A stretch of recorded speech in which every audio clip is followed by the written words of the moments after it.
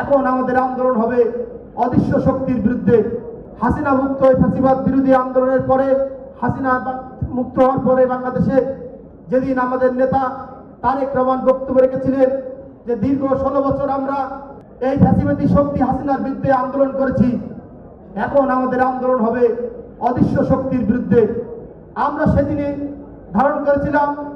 ধারণা করেছিলাম যে আমরা এই বাংলাদেশে হাসিনা মুক্ত হওয়ার পরেও আমাদেরকে যতদিন পর্যন্ত বাংলাদেশে মানুষের ভোটের অধিকার প্রতিষ্ঠিত না হবে, যতদিন বাংলাদেশে জনগণের ভোটের মাধ্যমে একটা স্থিতিশীল সরকার, একটি নির্বাচিত সরকার অধিষ্ঠিত না হবে, ততদিন পর্যন্ত আমাদেরকে আবার হয়তো কোন অদৃশ্য শক্তির বিরুদ্ধে আমাদেরকে সংগ্রাম করতে হতে পারে, আমাদেরকে যুদ্ধ করতে হতে পারে।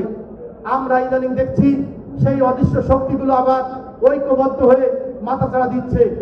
আমি ছাত্র সমাজকে উদ্দেশ্য করে তাদেরকে সজাগ থাকার আহ্বান জানিয়ে আমি শুধু অনুরোধ করব, এই অদৃশ্য শক্তি শুধুমাত্র আমাদের শৃঙ্খলা, আমাদের শান্তির পরিবেশকে বিনষ্ট করতে পারে। যদি বাংলাদেশ জাতীয়তাবাদী ছাত্রদল সুশৃঙ্খল এবং ঐক্যবদ্ধ থাকে, যদি বাংলাদেশ জাতীয়তাবাদী ছাত্রদল সজাগ থাকে, কোন অপশক্তি, কোন অদৃশ্য শক্তি আমাদের নেতা তারেক রহমানের আগামী বাংলাদেশ বিনির্মাণের অগ্রযাত্রাকে ব্যাহত করতে পারবে না।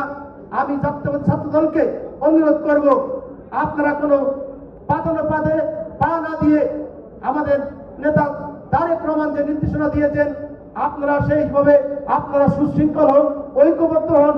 ইনশাল্লাহ অতি দ্রুত সময়ের মধ্যে এই সরকার জনগণের ভোটে নির্বাচিত সরকারের কাছে ক্ষমতা হস্তান্তর করতে বাধ্য হবে। আর যদি না হয়, কিভাবে নির্বাচন আদায় করতে হয় বাংলাদেশ জাতীয়তাবাদী ছাত্রদল জানে।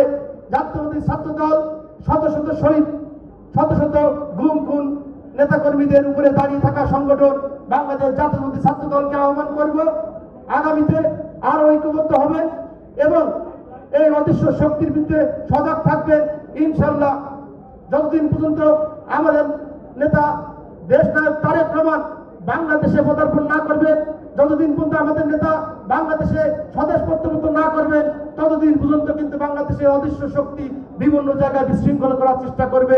আমি আপনাদেরকে আজকের জুলাই আন্দোলনে সকল শহীদদের স্মরণ করে এবং জাতীয়তাবাদী